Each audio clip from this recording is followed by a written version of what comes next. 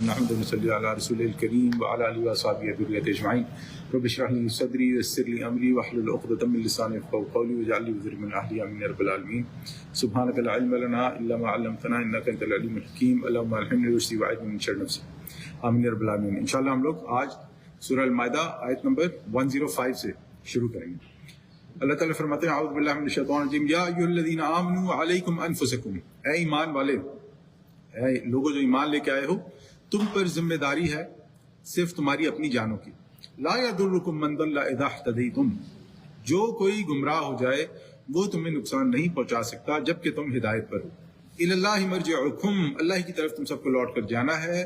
فینبئکم بما کنتم تعملون، وہ تمہیں بتا دے گا جو کچھ تم کر رہے ہو. اچھا، یہاں پر جو اللہ تعالیٰ نے فرمایا کہ اے ایمان والو تم پر ذمہ داری تمہاری اپنی جانوں کی ہے، تو ہم یہاں پر یہ سمجھیں گے کہ یہ سب سے پہلی ذمہ داری انسان کی اس کے اوپر ہے. یعنی کہ ہم جب اس دنیا میں آئے ہیں تو اس دنیا میں جو سب سے امپورٹنٹ انسان ہے وہ خود ہے. کیونکہ یاد رکھیں کہ زندگی ہم نے گزارنی ہے، اپنے اعمال کے ہم جواب دیں ہیں. جو بھی اس دنیا میں کرتے ہیں ہم نے اللہ تعالیٰ کو اس کا جواب دینا ہے. اور سب سے بڑی بات یہ کہ جب ہم نے مرنا ہے تو ہم نے اکیلے قبر میں جانا ہے. ہم سے اکیلے ہی قبر میں پوچھنا ہے کہ تم نے کیا کیا، کہاں گئے، کہاں رہے، کیا ہوا، وہ تمام معاملات، اور پھر قیامت تک اکیلے ہی اپنی قبر میں رہنا.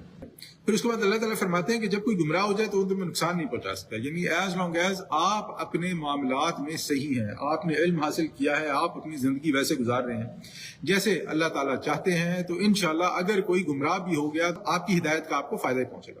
پھر اللہ تعالیٰ فرماتے ہیں الی اللہ مرجعکم جمیعا، اللہ ہی کی طرف تم سب کو لوٹ کر جانا ہے. جو ہدایت والا ہے اس کو بھی، جو ہدایت پر نہیں ہے اس کو بھی.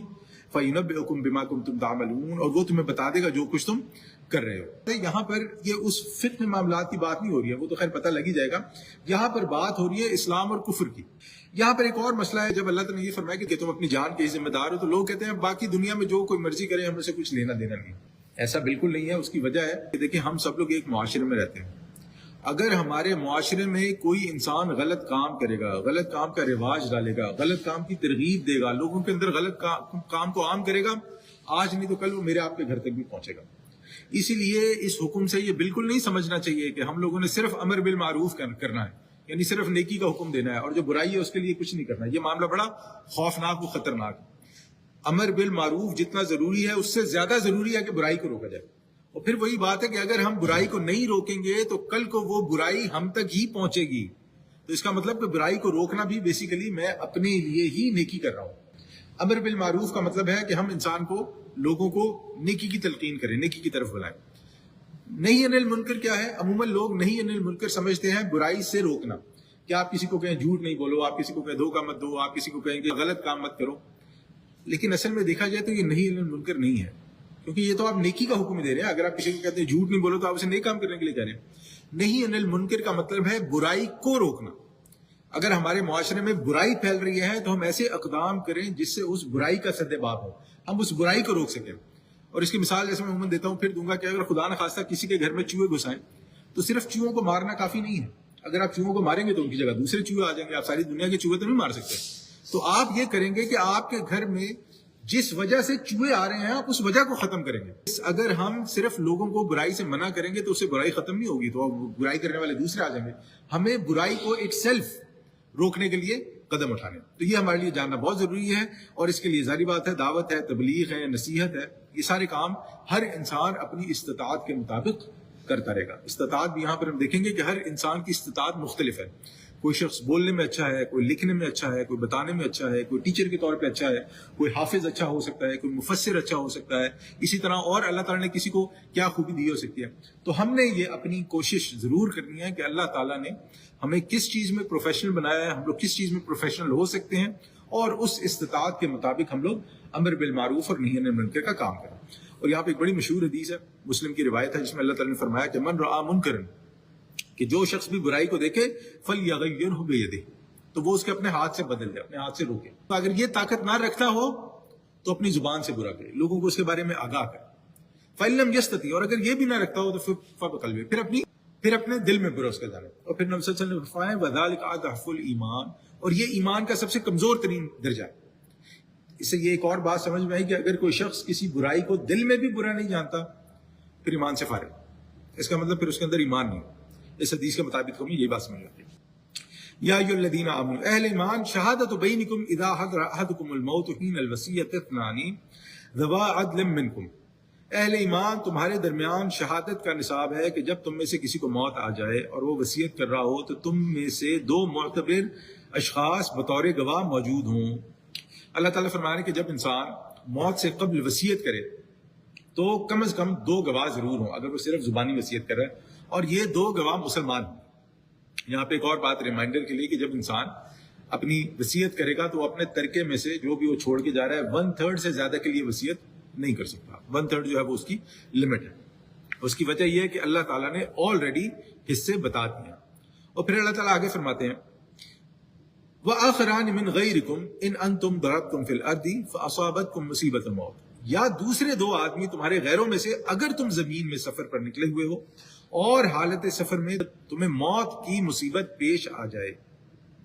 یعنی اگر انسان سفر میں ہے، اسے سمجھ آ گیا کہ میرا بچنا محال ہے، میں نہیں بچ سکتا، اور وصیت کرنا چاہتا ہے لیکن مسلمان گواہ نہیں ملتے، 2 مسلمان لوگ نہیں ملتے، بہتر ہے کہ اہل کتاب میں سے ہو جائے. بہتر یہی ہے کہ وہ 2 لوگ جو ہے مسلمان ہیں. یعنی عام حالات میں انسان اپنے رشتہ داروں کو، دوستوں کو یا ان کو گواہ بنائے جس پر اسے اعتماد ہے. اور غیر مسلم کو صرف اسی صورت میں گواہ بنایا جا سکتا ہے جب مسلمان گواہ دستیاب نہ ہو. تحبسونہما من بعد الصلاۃ، تم ان دونوں کو یعنی گواہوں کو نماز کے بعد روک لو.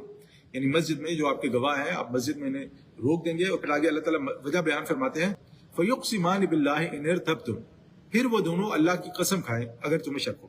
اللہ کی قسم کھا کے کہ ہم جھوٹ نہیں بول رہے، بس جو آپ نے ہمیں جس بات پہ گواہ بنایا ہے، جو آپ ہمارے سامنے وصیت بیان کریں گے، ہم اس کو بدلیں گے نہیں، ہم اس میں کوئی غلطی نہیں کریں گے. لا نشتری به ثمنا ولو كان ذا قربا، ہم اس کی کوئی قیمت وصول نہیں کریں گے اگرچہ کوئی قرابت دار ہی کیوں نہ ہو.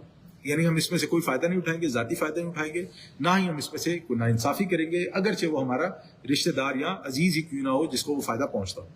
ولا نکتم شہادت اللہ، اور ہم نہ چھپائیں گے اللہ تعالیٰ کی گواہی کو. یعنی کہ اللہ کی گواہی اللہ تعالیٰ کی طرف سے امانت. جب انسان کسی چیز پر گواہ بن جائے تو وہ بیسیکلی امانت دار بن جاتا ہے. پھر آگے اللہ تعالیٰ فرماتا ہے انا اذا لمن الآثمین، اگر ہم ایسا کریں گے تو یقیناً ہم گنہ گاروں میں سے ہوں گے. فإن عثر على انہما استحقا اثما، اگر معلوم ہو جائے ان دونوں نے جھوٹ بول کر گناہ کمایا ہے، یعنی جھوٹی قسم کھائی ہے یا اس میں سے خیانت کی. اچھا، اس کے پس منظر میں نا ایک واقعہ بیان کیا جاتا ہے، میں وہ واقعہ بھی بیان کر دوں. کہ کہا یہ جاتا ہے کہ ایک بدیل نامی شخص تھا اور وہ مرنے والا تھا، تو اس نے اپنی موت سے پہلے 2 لوگوں کو گواہ بنایا. ان کے نام بھی ہیں، ایک کا نام عدی ہے اور دوسرے کا نام میں بھول رہا ہوں. تو ہوا یہ کہ اس نے جو بھی اس کے پاس سامان تھا، اس نے اس سامان کو جمع کیا اور ایک لسٹ بنائی اس سامان کی کہ اس میں یہ سب کچھ ہے. اور اس کے بعد اس سامان پر وصیت کی اور ان 2 لوگوں کو، اس بدیل نامی شخص نے ان 2 لوگوں کو گواہ بنا لیا اس پہ.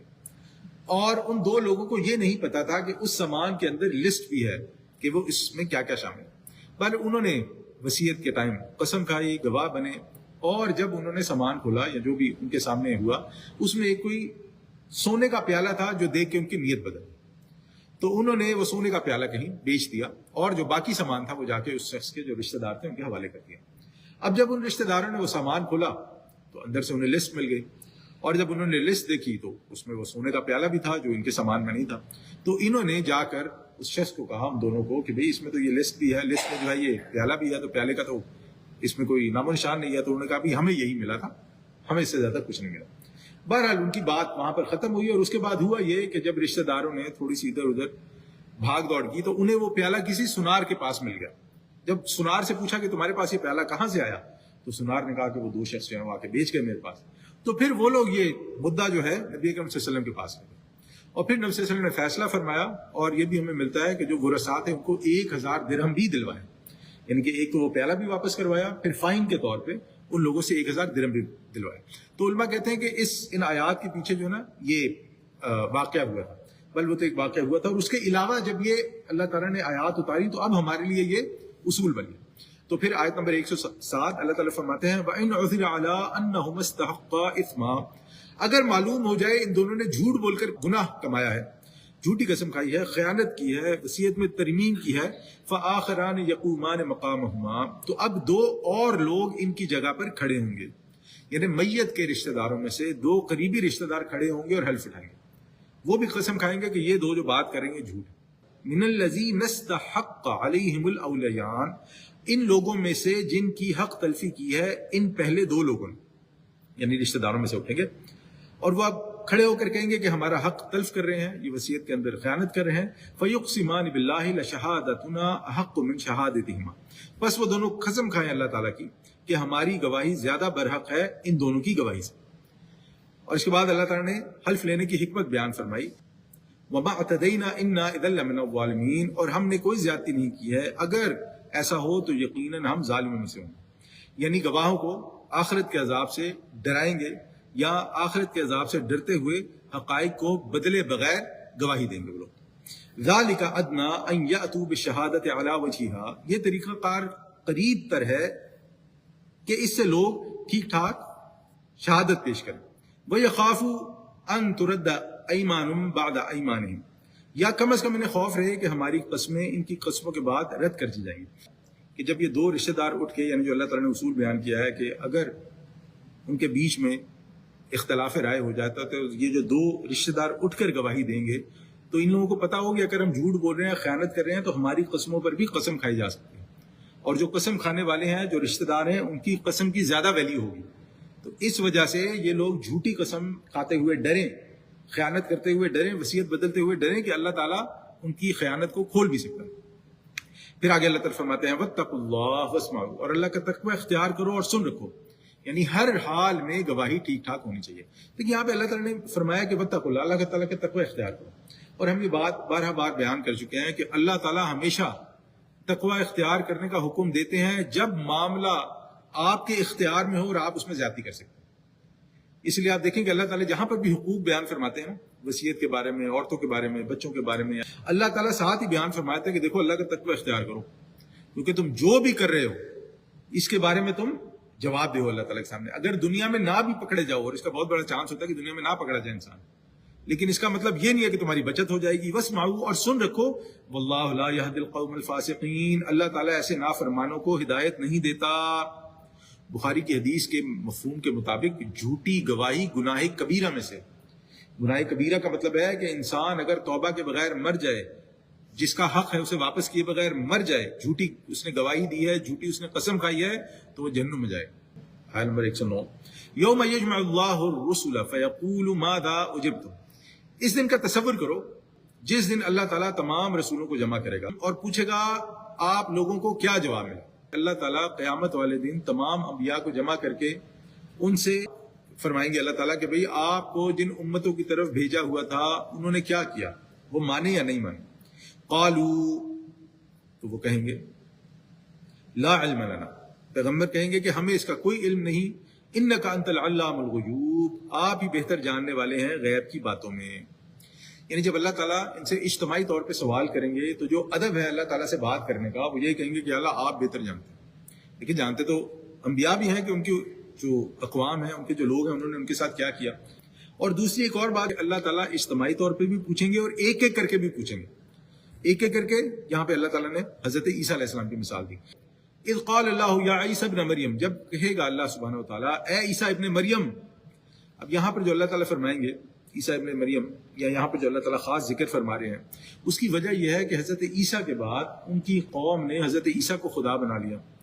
حضرت عیسیٰ کے علاوہ ان کی والدہ کو بھی خدا بنا لیا، کچھ ان کے جو گروہ پائے جاتے ہیں. اس کے علاوہ جو حضرت جبرائیل ہیں، ہولی گاڈ جسے، ہولی اسپرٹ جسے کہتے ہیں، ان کو بھی خدا بنا لیا.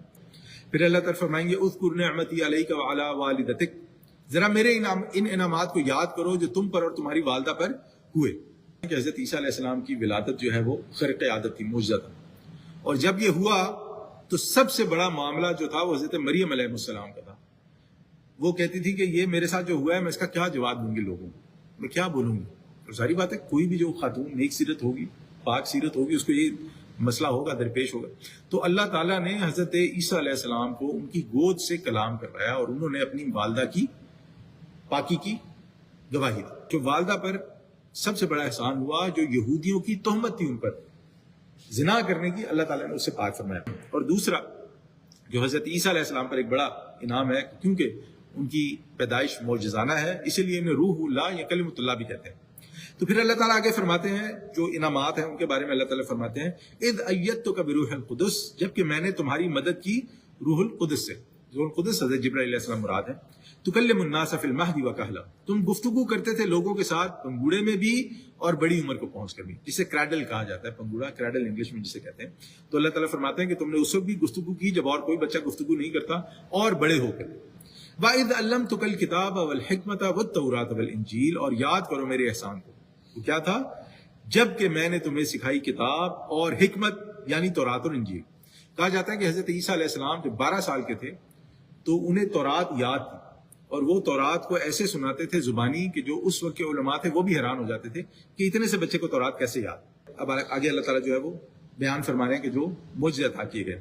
وَإِذْ تَخْلُقُ مِنَ الطِّينِ كَهَيْئَةِ الطَّيْرِ بِإِذْنِي، اور یاد کرو جب تم بناتے تھے گارے سے پرندے کو ایک شکل میرے حکم سے. فَتَنْفُخُ فِيهَا فَتَكُونُ طَيْرًا بِإِذْنِي، پھر تم اس میں پھونکتا مارتے تھے تو وہ ایک اڑنے والا پرندہ بن جاتا تھا. بِإِذْنِي، میرے حکم سے. جتنے بھی انبیاء کو، رسولوں کو معجزات عطا ہوئے، انہوں نے ہمیشہ کہا یہ رب کے حکم سے ہیں. کسی نے بھی یہ نہیں کہا کہ یہ میں اپنی مرضی سے کرتا ہوں. یہ بڑا ضروری ہے ہمارے لیے جاننا، کیونکہ جو کرسچنز کو، عیسائیوں کو غلطی لگی ہے حضرت عیسیٰ کے خدا ہونے کی، اس کی ایک یہ بہت بڑی وجہ ہے.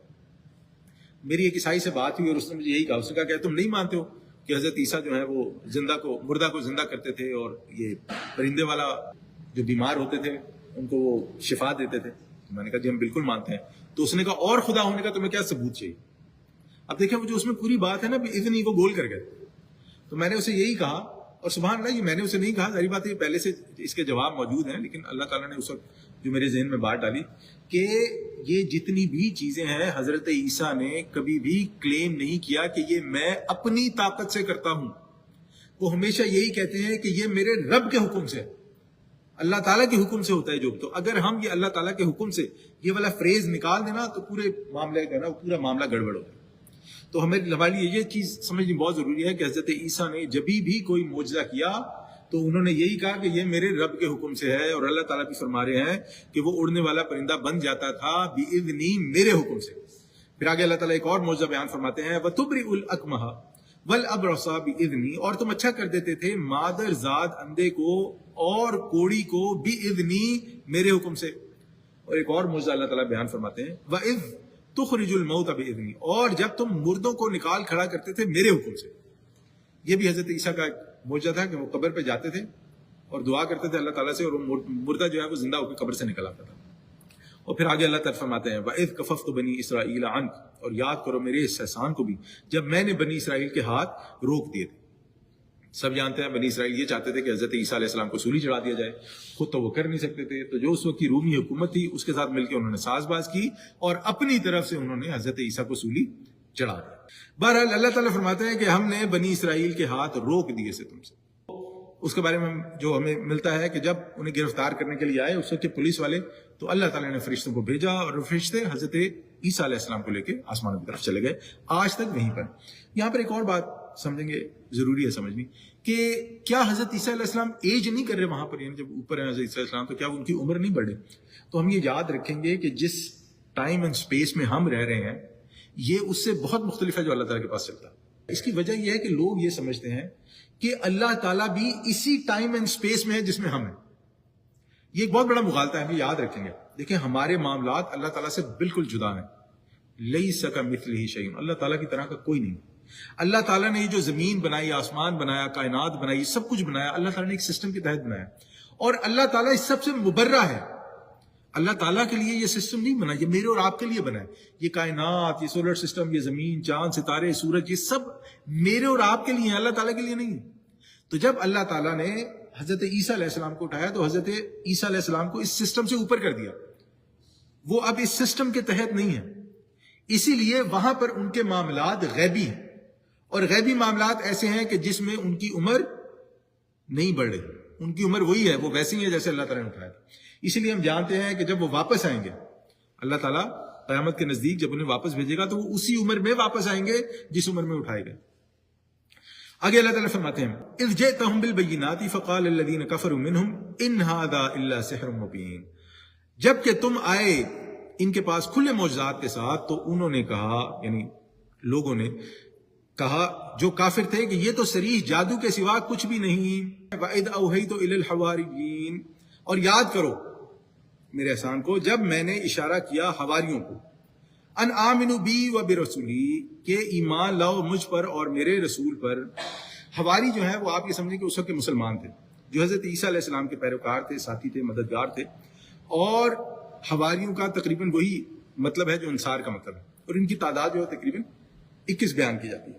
تو اللہ تعالیٰ فرماتے ہیں کہ میں نے اشارہ کیا ان حواریوں کی طرف، لیکن لفظ یہاں پر استعمال ہوا ہوا اذ اوحیت، وہی کا لفظ استعمال ہوا. تو ہم یہ جانیں گے کہ اللہ تعالیٰ قرآن میں الہام کے لیے بھی وہی کا لفظ استعمال فرماتا ہے، جیسے حضرت مریم کے لیے بھی ہوا، جیسے شہد کی مکھی کے لیے بھی لفظ استعمال ہوا. تو بہرحال یہ عربی لغت کے حساب سے ہمیں جاننا بڑا ضروری ہے، ورنہ لوگ جو ہے جو عربی کی بنیادی اصطلاحات سے واقف نہیں ہے وہ اس میں کنفیوز ہو جاتے ہیں. پھر اللہ تعالیٰ فرماتے ہیں قالوا، تو انہوں نے کہا آمنا واشہد باننا مسلمون، ہم ایمان لائے اور گواہ رہیے، یعنی حضرت عیسیٰ علیہ السلام کہہ رہے ہیں کہ اور گواہ رہیے کہ ہم اللہ کے فرما بردار ہو گئے. اچھا یہاں پر ایک اور چیز بڑی امپورٹنٹ ہے کہ یہ جو عیسائی یا مسیحی یہ جو نام ہے نا، آپ نے دیکھا ہوگا کہ اللہ تعالیٰ نے قرآن میں یہ نام استعمال نہیں کیا. اللہ تعالیٰ نے قرآن میں انصار یا نصارہ کا لفظ استعمال کیا. اس کی وجہ یہ ہے کہ جو مسیحی یا عیسائی لفظ جو ہے نا، یہ یہودی ان کو تانے کے طور پر بولتے تھے. یہ ہمارے سے بدعتی فرقہ ہے، یہ علیحدہ کلٹ ہے، یہ ہم میں سے نہیں ہے. اور ان کو تانا مارنے کے لیے بولتے تھے کہ یہ عیسائی ہیں، عیسیٰ کے ماننے والے، یہ مسیح ہے، مسیح کے ماننے والے. لیکن پھر وقت کے ساتھ یہ ہوا کہ انہوں نے کہا کہ یہ جو آپ ہمیں تانے مارتے ہیں نا، یہ ہمارے لیے بڑے فخر کی بات ہے، اور انہوں نے اپنا نام عیسائی رکھ لیا. آگے اللہ تعالیٰ آیت نمبر 112 میں فرماتے ہیں وَإِذْ قَالَ الْحَوَارِيُّونَ يَا عِيسَى ابْنَ مَرْيَمَ، اور جب حواریوں نے کہا کہ اے عیسیٰ ابن مریم، هل يستطيع ربك ان ينزل علينا مائدة من السماء، کیا آپ کے رب کو یہ قدرت حاصل ہے کہ ہم پر آسمان سے ایک دسترخوان نازل فرمائے. اسے کہتے ہیں کہ مائدہ کا واقعہ ہے. حضرت عیسیٰ علیہ السلام کو ان کے حواریوں نے کہا کہ آپ اللہ تعالیٰ سے دعا کریں کہ اللہ تعالیٰ ہمارے لیے ایک دسترخوان اتارے. مائدہ کا لفظ ہوتا ہے کوئی ایسا تھال یا ٹرے یا پلیٹ جس میں کھانا چنا ہوا ہو. یہاں پر جو لفظ آئے ہیں هل يستطيع، کیا آپ کے رب کو یہ قدرت حاصل ہے، هل يستطيع ربك ان ينزل علينا مائدة من السماء، کہ وہ ہم پر نازل کرے آسمان سے ایک دسترخوان. اب جب یہ الفاظ انہوں نے کہا، یہ انہوں نے مطالبہ کیا، تو حضرت عیسیٰ نے کیا فرمایا قال اتقوا اللہ، انہوں نے کہا اللہ کا تقوی اختیار کرو. یعنی دوسرے الفاظ میں کہتے ہیں کہ یہ کیسی فضول بات کر رہے ہو تم، یہ تم نے کیا جو ہے مطالبہ میرے سامنے رکھ دیا. ان کنتم مؤمنین، اللہ کا تقوی اختیار کرو اگر تم ایمان رکھتے ہو. ایسا سوال مت کرو، کیونکہ ایسا سوال کرو گے تو ممکن ہے تمہارے لیے آزمائش بن جائے. اور دوسری بات یہ بھی ہے کہ اپنے اندر تقوی پیدا کرو، اور جب تم تقوی پیدا کرو کہ تو اس کے ذریعے سے تمہارے پاس جو آلریڈی دسترخوان ہے، مائدہ ہے، تمہارے پاس جو رزق ہے، اللہ تعالیٰ اس میں برکت عطا فرمائے. جو آگے دعا آ رہی ہے، ایسی دعا ہمیں نہیں ماننی چاہیے. یعنی ایسی دعا کہ جس میں نعوذ باللہ یہ تاثر جائے کہ اللہ تعالیٰ کو آزمایا جا رہا ہے، تو ایسی دعا ہمیں نہیں ماننی چاہیے. قالوا، انہوں نے کہا نريد ان ناكل منها وتطمئن قلوبنا، ہم چاہتے ہیں کہ ہم اس میں سے کھائیں، یعنی جو کھانا اللہ تعالیٰ نازل فرمائے گا ہم اس میں سے کھائیں اور ہمارے دل بالکل مطمئن ہو جائیں. یعنی حواریوں نے بیسیکلی یہ جواب دیا کہ نعوذ باللہ ہم لوگ یہ سوال ایمان کی شرط کے طور پہ نہیں کر رہے، کیونکہ آپ نے کہا نا کہ اللہ کا تقوی اختیار کرو اگر تم ایمان رکھتے ہو، تو ہم ایمان کی شرط پہ یہ سوال نہیں کر رہے. نہ ہی ہمارا مقصد جو ہے وہ نعوذ باللہ کوئی چیلنج کرنا ہے. ہم صرف اپنے جو دل کا سکون ہے یا جو دل کا اطمینان ہے اس کے لیے دعا کر رہے ہیں. اور ہم جانتے ہیں کہ ایسی دعا ہی جو ہے وہ حضرت ابراہیم علیہ السلام نے بھی کی تھی کہ رب ارنی کیف تحیی الموتى، کہ اللہ تعالیٰ مجھے مشاہدہ کروائیں کہ آپ کیسے مردہ کو زندہ کرتے ہیں. پھر آگے حواری کہتے ہیں ونعلم، اور ہمیں معلوم ہو جائے ان قد صدقتنا ونکون علیہ من الشاہدین، کہ آپ نے جو کچھ ہمیں کہا وہ سچ ہے اور ہم اس پر گواہ بن جائیں. اب یہاں پر ایک اور چیز سمجھ میں آتی ہے کہ جب انہوں نے یہ مطالبہ کیا کہ اپنے رب سے دعا کریں اور ہمیں یہ ہو جائے، تو اس سے یہ بھی سمجھ آتی ہے کہ وہ حضرت عیسیٰ کو خدا نہیں سمجھتے تھے، نہ خدا کا بیٹا سمجھتے تھے، نہ تین خداؤں میں سے ایک خدا سمجھتے تھے، ورنہ یہ مطالبہ کرنے کا معاملہ ہی نہیں تھا. وہ حضرت عیسیٰ علیہ السلام کو اللہ کا بندہ اور رسول ہی سمجھتے تھے. قال عیسیٰ ابن مریم، تو اس پر حضرت عیسیٰ نے دعا کی. ایسی دعا، یہ جو دعا ہے اس غرض سے نہ کی جائے کہ گویا انسان اللہ تعالیٰ کو آزما رہا. لیکن بہرحال دعا بڑی اسٹرانگ ہے. اگر ہم دیکھیں اللہم ربنا انزل علینا مائدۃ من السماء، کہ اللہ آپ آسمان سے ہم پہ اتاریں مائدہ، دسترخوان، اور وہ بھی کیسا ہو دسترخوان، تکون لنا عیدن، کہ وہ بن جائے ہمارے لیے عید، یعنی خوشی کا موقع. اور صرف ہمارے لیے نہیں، لأولنا و آخرنا، اگلوں اور پچھلوں کے لیے بھی، وآیۃ منک، اور نشانی ہو آپ کی طرف سے۔ اب یہ دعا تو بڑی اسٹرانگ ہے، جب انسان یہ دعا مانگے تو ظاہری بات ہے اس نیت سے نہ مانگے کہ وہ اللہ کو چیلنج کر رہا ہے، بلکہ اس نیت سے مانگے کہ اللہ میں محتاج ہوں اور آپ مجھے ایسا برکت والا رزق عطا فرمائیں جو میرے لیے بھی کافی ہو جائے، میری آل اولاد کے لیے بھی کافی ہو جائے، میرے بچوں کے لیے بھی کافی ہو جائے، اور صرف ایسا نہ ہو بلکہ وہ آپ کی طرف سے ایک ایسی آیت ہو، ایک ایسی عنایت ہو کہ اس کے ذریعے سے ہمیں ہدایت بھی مل جائے، اس کی وجہ سے ہم گمراہ نہ ہوں، اور وہ ورزقنا کہ ہمیں رزق عطا فرمائے، وانت خیر الرازقین، یقیناً بہترین رزق دینے والا اللہ تعالیٰ ہی۔ یہاں پر بھی یہ ایمان کی بات ہے، اللہ تعالیٰ نے اپنے ہر بندے کو آزماتا ہے، اور رزق سے مراد صرف کھانا نہیں ہوتا، اللہ تعالیٰ نے ہمیں جو بھی دیا وہ ہمارے رزق ہے، ہمارا وقت، ہماری صحت، ہماری فیملی، ہمارے بچے، ہمارا گھر، جو بھی ہمارے پاس ہے وہ اللہ تعالیٰ کا رزق ہے۔ اگر کبھی ہمیں کہیں پر کوئی اونچ نیچ آ جاتی ہے، ہمارا رزق کہیں سے کم یا زیادہ ہو جاتا ہے، تو یاد رکھیں یہ اللہ تعالیٰ کی طرف سے ٹیسٹ ہے۔ اللہ تعالیٰ دے کے بھی آزماتا ہے، اللہ تعالیٰ لے کے بھی آزماتا ہے۔ کامیاب وہ ہوتا ہے جو لینے اور دینے دونوں میں اللہ تعالیٰ کا شکر گزار ہے۔ لیکن کئی بار ایسے ہوتا ہے کہ ہمیں نظر نہیں آتا، اللہ تعالیٰ ہم سے ایک چیز لے لیتے ہیں اور ہمیں 20-25 سال بعد جا کے پتہ لگتا ہے کہ الحمدللہ اللہ تعالیٰ نے اس کو مجھ سے چیز لے لی تھی۔ اور اس کی سب سے بڑی مثال جو اللہ تعالیٰ سورہ کہف میں حضرت موسیٰ اور خضر کا واقعہ بیان فرماتا ہے علیہ السلام، کہ جہاں پر حضرت خضر علیہ السلام نے ایک بچے کو قتل کر دیا، نام خضر نہیں ہے لیکن علماء کے مطابق، تو حضرت موسیٰ نے کہا کہ بچہ مار دیا تم نے، تو حضرت خضر نے کہا کہ اللہ کے حکم سے کیا ہے، اور اس لیے کیا ہے کہ اس بچے نے بڑے ہو کر اپنے والدین کے لیے مصیبت بن جاؤں۔ یہ تو میں نے آپ کو ایکسٹریم مثال دے دی، اللہ تعالیٰ ہم سب کی اولاد کو محفوظ رکھے، یہ تو میں نے آپ کو ایک ایکسٹریم مثال دے دی۔ تو ہمارے سے اللہ تعالیٰ جب کچھ لیتا ہے نا تو کبھی ہمیں پتہ لگ جاتا ہے، کبھی پتہ نہیں لگتا ہے، کبھی بڑی دیر بعد جا کے پتہ لگتا ہے۔ اسی لیے یہ شکر کی روش بڑی ضروری ہے۔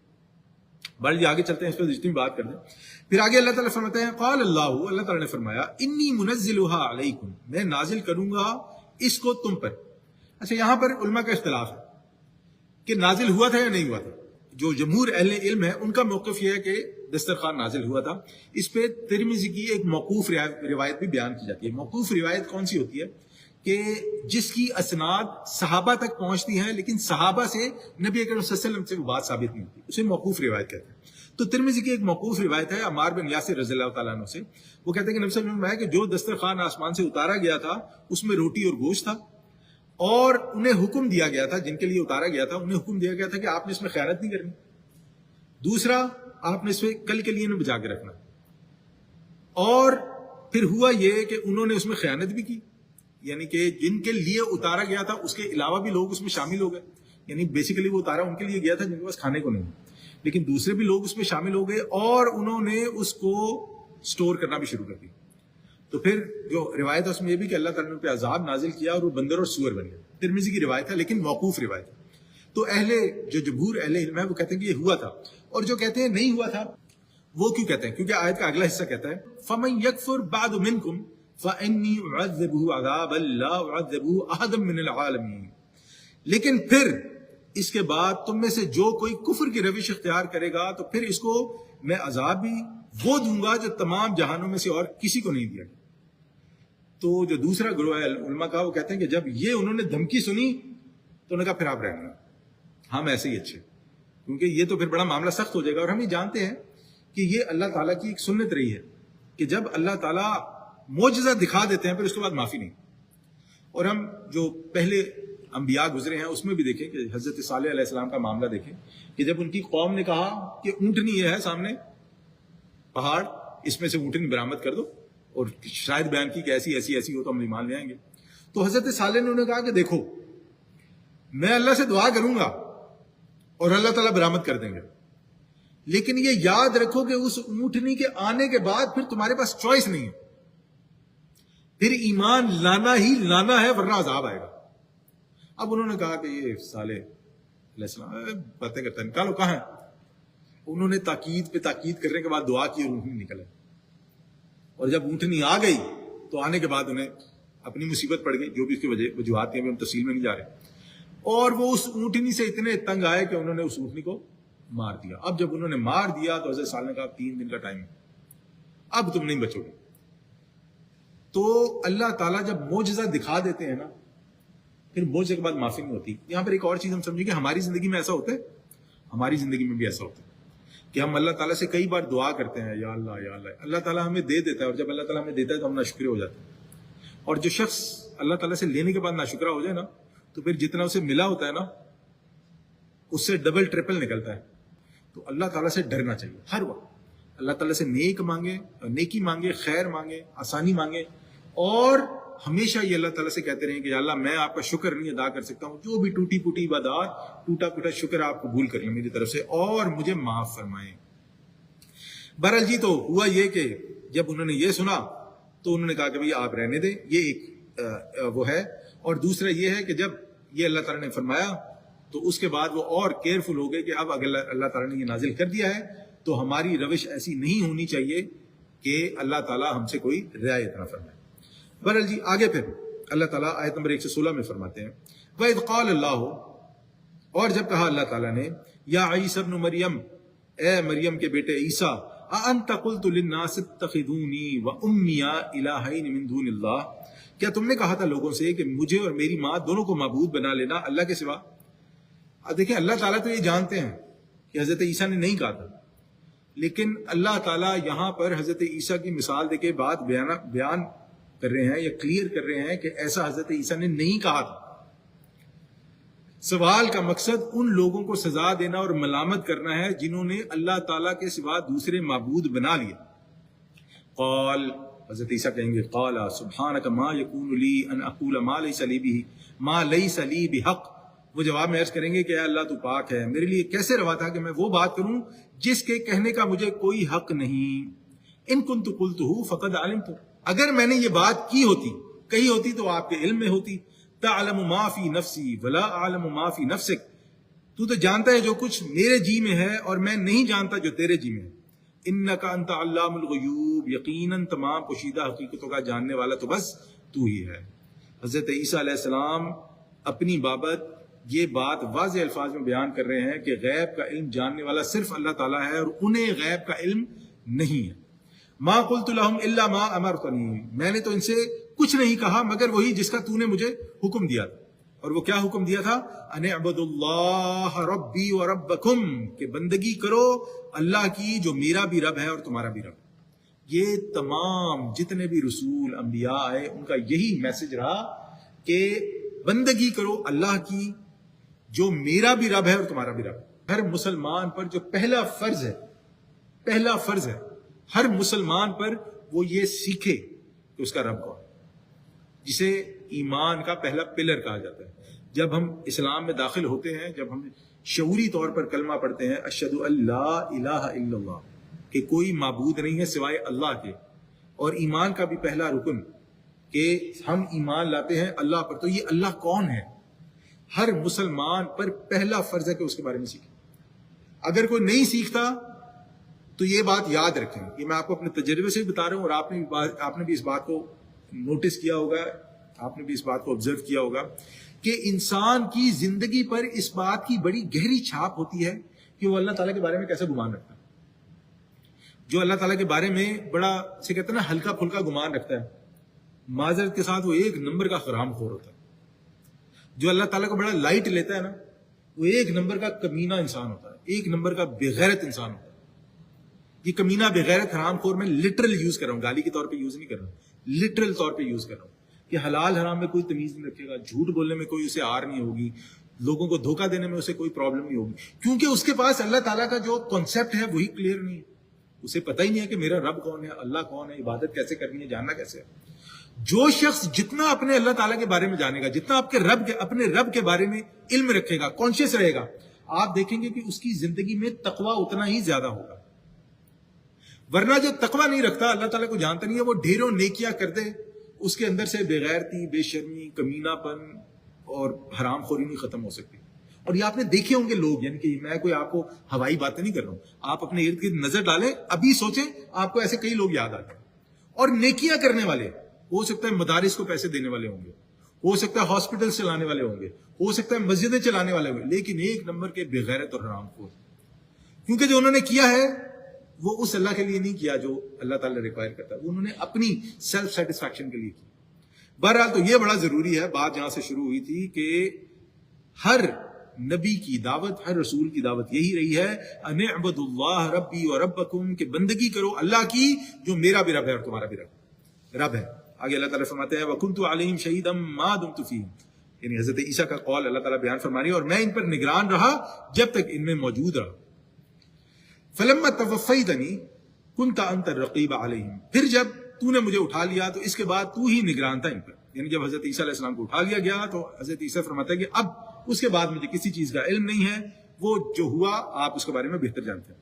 یہاں پہ اللہ تعالیٰ نے لفظ استعمال کیا ہے توفیتنی، اور ترجمہ کیا گیا ہے اٹھا لیا، موت کا لفظ استعمال نہیں ہوا. تو یہ ہم یہ جانیں گے کہ عربی میں وفات کا مطلب صرف موت نہیں ہے. یہ سے پہلے بھی بات ہو چکی ہے سورہ آل عمران کے ضمن میں جب یہ لفظ آیا تھا کہ عربی میں وفات کا مطلب موت نہیں ہے. یہ ہم لوگ اردو والے سمجھتے ہیں کہ وفات کا مطلب موت ہے. وفات کا مطلب ہوتا ہے، وفا کا مطلب ہوتا ہے پورا پورا دے دینا، جیسے ہم اردو میں بھی استعمال کرتے ہیں نا کہ وعدہ وفا کریں، اپنا آپ نے جو وعدہ کیا اس کو پورا کریں. اور اللہ تعالیٰ نے یہ جو وفات کا لفظ ہے عربی میں دو چیزوں کے لیے استعمال کیا ہے، موت کے لیے بھی اور نیند کے لیے بھی. نیند کو بھی موت کی بہن کہا جاتا ہے نا، تو اس کے لیے بھی لفظ استعمال کیا. تو بہرحال یہ ڈیٹیل پہلے گزر چکی ہے. پھر آگے حضرت عیسیٰ علیہ السلام فرمائیں گے وَأَنْتَ عَلَىٰ كُلِّ شَيْءٍ شَهِيدٌ، اور یقیناً تو ہر چیز پر گواہ ہے، نگران ہے. اللہ تعالیٰ ہر چیز سے باخبر ہے. پھر آگے حضرت عیسیٰ فرمائیں گے دیکھیں نبی جو ہے نا، رسول جو ہوتا ہے نا، وہ اپنے وقت کا بیسٹ ہیومن بینگ ہوتا ہے. رسول بننے سے پہلے بھی اپنے وقت کا سب سے وائز، حکمت، انٹیلیجنٹ، سب سے بہترین عقل والا، سب سے بہترین چیزوں کو جج کرنے والا، اپنے ٹائم کا وہ بیسٹ ہیومن بینگ ہوتا ہے. اب یہ وہ انسان ہوتا ہے جسے اللہ تعالیٰ اپنی نبوت کے لیے، اپنی رسالت کے لیے چنتے ہیں. اور یہ وہ انسان ہوتا ہے جس کے دل میں سب سے زیادہ درد ہوتا ہے اپنے لوگوں کے لیے کہ کسی طرح یہ بچ جائے. یہ بڑا ضروری ہے ہمارے جانا. اگر ہمارے دلوں میں بھی یہ تمنا نہیں ہے کہ یہ جو سامنے بیٹھا ہے یہ میرا بھائی ہے، یہ میری بہن ہے، یہ میرے بچے ہیں، میرے بچوں کی طرح ہیں، یہ بچ جائیں، تو ہم لوگ نیک نہیں. نیکی جو ہے نا وہ ابھی پوری طرح راسخ نہیں ہوئی. کہیں نہ کہیں پر حسد کا جو ہے نا وہ بیج ہمارے دل میں ہے کہ میں چاہتا ہوں کہ یا اللہ اس کے ساتھ اچھائی نہ ہو. جو نبی ہے نا وہ ایکسٹریم پہ ہوتا ہے اس بات کی. وہ یہ چاہتا ہے کہ کچھ بھی ہو جائے میری ایک قوم بچ جائے. اس لیے آپ دیکھیں کہ جتنا بھی نبی آتے تھے نا وہ بار بار کہتے ہیں کہ دیکھو مجھے تم سے کوئی اجر نہیں چاہیے، اللہ تعالیٰ دینے والا ہے، میرا اجر تم لوگ مان لو، تم لوگ مان لو. معجزے کی جب بات کرتے تھے تو بات کہتے دیکھو معجزہ اللہ تعالیٰ دکھا دے گا لیکن پھر تم نہیں بچو گے. اور یہی حضرت محمد صلی اللہ علیہ وسلم کے ساتھ بھی تھا. لیکن اللہ تعالیٰ نے حضرت محمد صلی اللہ علیہ وسلم کہا کہ دیکھو انہیں معجزہ نہیں دکھانا. وہ کہتے تھے نا یہ باغ ہے اسے سونے کا کر دو، وہ سامنے پہاڑ ہے احد کا اسے سونے کا کر دو، ابھی یہاں پہ نہریں جاری ہو جائے، ابھی یہ سب ہرا بھرا ہو جائے. اب نبی صلی اللہ علیہ وسلم سوچتے تھے کہ اللہ تعالیٰ تو کر سکتا ہے لیکن اللہ تعالیٰ فرماتے تھے نہیں، کیونکہ وہ ہو گیا نا تو پھر بچیں گے نہیں. تو بہرحال یہاں پہ بھی اب جو آگے آیت آ رہی ہے حضرت عیسیٰ علیہ السلام کی بات، ان تعذبہم فانہم عبادک، اگر تو آپ انہیں عذاب دیں تو یہ آپ ہی کے بندے ہیں. دیکھیں کتنا خوبصورت طریقہ اللہ تعالیٰ سے بات کرنا کہ اللہ آپ رب ہیں، آپ بنانے والے ہیں، آپ پالنے والے ہیں، آپ ہر چیز کو پورا کرنے والے ہیں، آپ کی مخلوق، آپ کا اختیار، آپ کی مشیت. وَإِن تَغْفِرْ لَهُمْ، اور اگر آپ انہیں بخش دیں. دیکھیں کتنا خوبصورت انداز ہے بخشش مانگنے کا کہ اگر آپ عذاب دیں تو آپ ہی کے بندے ہیں. یعنی کہ میری کیا اوقات ہے، آپ رب ہیں، آپ بنانے والے ہیں، آپ کے بندے ہیں، لیکن اگر آپ انہیں معاف کر دیں. اب یہاں پہ یہ نہیں کہا کہ آپ کے بندے ہیں. فَإِنَّكَ أَنْتَ الْعَزِيزُ الْحَكِيمُ، تو آپ زبردست ہیں اور حکمت والے ہیں. یہاں پر اللہ تعالیٰ کو کوئی واسطہ نہیں. اور ہمیں مسند احمد کی ایک حدیث ملتی ہے جس میں نبی صلی اللہ علیہ وسلم ایک بار رات کو کھڑے ہوئے نوافل پڑھ رہے تھے. ہم سب جانتے ہیں کہ نبی صلی اللہ علیہ وسلم پر جو رات کی نماز تہجد ہے وہ فرض تھی. نبی صلی اللہ علیہ وسلم کبھی نہیں چھوڑتے تھے، اور اگر کبھی چھوٹ جائے تو وہ دن میں وہ اپنی رکعتیں پوری کرتے تھے. تو ایک ہمیں حدیث میں ملتا ہے، مسند احمد کی حدیث میں ملتا ہے کہ جب نبی صلی اللہ علیہ وسلم اس آیت پر پہنچے تو نبی صلی اللہ علیہ وسلم یہی آیت بار بار بار بار پڑھتے رہے صبح تک. یعنی کہ اپنی امت کی مغفرت اور معافی کے لیے نبی صلی اللہ علیہ وسلم یہی آیت پڑھتے رہے. اتنے جو انبیاء ہوتے ہیں وہ رقیق القلب، اتنے جو ہے نرم دل ہوتے ہیں. قال اللہ هذا یوم ينفع الصادقین صدقهم، اللہ تعالیٰ فرمائے گا آج کا یہ دن وہ ہے جس میں سچوں کو ان کی سچائی فائدہ پہنچائے گی. سب سے بڑی سچائی اس دنیا کی کیا ہے؟ اس دنیا میں جب ہم زندہ ہیں، ہمارے لیے اس دنیا میں سب سے بڑی سچائی کیا ہے؟ ہمارے ایمان کے مطابق اللہ تعالیٰ ایک ہے اور صرف اس کی بندگی کرنی۔ آپ اسے ایمان باللہ کہیں، آپ اسے عقیدہ کہیں، آپ اسے جو بھی لفظ کہہ لیں اس کے لیے استعمال کریں، لیکن آخرت والے دن صرف انہی کی مغفرت ہوگی جو اس ایمان پہ، اس عقیدے پہ مرا ہے کہ اللہ ایک ہے اور صرف وہی اللہ عبادت کے لائق۔ جو اس پر نہیں مرا یا جو مشرک ہے، اللہ تعالیٰ کی طرف سے اس کی کوئی معافی نہیں، کوئی مغفرت۔ یہ ایک موٹا سا اصول یاد رکھیں۔ اچھا، یہاں پر ایک یہ سوال کیا جاتا ہے کہ دوسروں کے ساتھ کیا ہوگا؟ دیکھیں، ہم نہیں جانتے اس سے کسی کے ساتھ کیا ہوگا۔ دنیا میں فتویٰ ظاہر پر ہے، یہ یاد رکھیں۔ میرے سامنے اگر کوئی مشرک مرا ہے تو میں اسے مشرک ہی کہوں گا۔ ہو سکتا ہے وہ جھوٹ بولتا ہو سکتا ہے اس کے دل میں ایمان ہو سکتا ہے وہ موحد ہو، میں نہیں جانتا۔ اللہ تعالیٰ قیامت والے دن اس سے پوچھیں گے، اگر موحد ہوگا تو اللہ تعالیٰ اسے معاف کر دیں گے، جنت میں بھیج دیں گے۔ اللہ تعالیٰ کو اس کا معاملہ ہمارے سامنے، اگر کوئی مسلمان ہے تو وہ مسلمان ہے، اگر کوئی عیسائی ہے تو وہ عیسائی ہے، اگر کوئی ہندو ہے تو وہ ہندو ہے، اگر کوئی یہودی ہے تو وہ یہودی ہے، اسی طرح اگر اور کسی مذہب کا، دین کا ماننے والا ہے تو وہی۔ جو وہ کلیم کرے گا ہمارے لیے وہ وہی ہے، اگر جھوٹ بول رہا ہے تو اس کا الگ مان۔ وہ جس عقیدے پہ مرے گا ہم لوگ اسی عقیدے کے مطابق بات کریں گے کہ اگر وہ مسلمان مرا ہے تو ہم اس کی مغفرت کی دعا کریں گے، اگر مسلمان نہیں مرا ہم اس کی مغفرت کی دعا نہیں کریں گے۔ اب کوئی یہ کہے کہ اتنا سخت سٹینڈ، نہیں بھئی، یہ ہمارا نہیں ہے، یہودیوں کا بھی یہی ماننا ہے، عیسائیوں کا بھی یہی ماننا ہے، باقی دیان کا بھی یہی ماننا ہے کہ اگر آپ ہمارے دین پر نہیں ہیں تو آپ کافر ہیں اور آپ جہنم میں جائیں گے۔ تو یہ اسلام کا بھی ایکسٹرا سٹینڈ نہیں۔ تو اللہ تعالیٰ یہاں پہ فرما رہے ہیں کہ اس دن صرف سچوں کو ان کی سچائی فائدہ دے گی، جو سچ اور حق ہے وہی ان کے لیے مفید ہوگا۔ اور پھر آگے اللہ تعالیٰ فرماتے ہیں کہ ان کے لیے کیا ہوگا؟ لہم جنات تجری من تحتها الانہار خالدین فیہا ابدا، ان کے لیے باغات ہیں جن کے دامن میں ندیاں بہتی ہوں گی اور اس میں وہ ہمیشہ ہمیش رہیں گے۔ رضی اللہ عنہم ورضوا عنہ، اللہ ان سے راضی ہو گیا، وہ اللہ سے راضی ہو گئے۔ ذالک الفوز العظیم، یہی ہے سب سے بڑی کامیابی۔ انسان کی سب سے بڑی کامیابی یہ ہے کہ اللہ تعالیٰ اس سے راضی ہو جائے، اور اس کا سب سے بڑا انعام یہ ہے کہ اللہ تعالیٰ اسے جنت میں داخل کرے گا، اور جنت میں انسان جو مانگے گا اس کے لیے ہے، جو بھی انسان کو چاہیے جنت میں اس کے لیے ہے، شرط کہ اللہ تعالیٰ کی رضا۔ للہ ملک السماوات والارض وما فیہن، جان رکھو، اللہ اکبر۔ آپ یہ سمجھے کہ یہ جو آخری آیت ہے نا 120 میں ہے، یہ اللہ تعالیٰ نے ہمارے لیے نا، ہمیں ہلانے کے لیے، اپنی بات کو مزید پکا کرنے کے لیے اللہ تعالیٰ فرماتے ہیں للہ ملک السماوات والارض وما فیہن، اللہ ہی کے لیے آسمانوں اور زمین میں اور جو کچھ ان میں ہے، سب کی بادشاہی اللہ کے لیے ہے۔ وَهُوَ عَلَىٰ كُلِّ شَيْءٍ قَدِيرٌ، وہ ہر چیز پر قادر ہے۔ اللہ تعالیٰ ہر چیز پر قادر ہے جیسا اس کے لیے شان شیان ہے۔ یہاں پر اختتام ہوا الحمدللہ۔ سورہ مائدہ جو ہے وہ آج ختم ہوگی، تو ہم اللہ تعالیٰ سے دعا کرتے ہیں کہ جو بھی ہم نے پڑھا اللہ تعالیٰ اس کو سمجھنے کی، اس پر عمل کرنے کی توفیق عطا فرمائے۔ وصلی اللہ تعالیٰ علی خیر خلق اجمعین برحمتک یا ارحم الراحمین، وآخر دعوانا الحمدللہ رب العالمین۔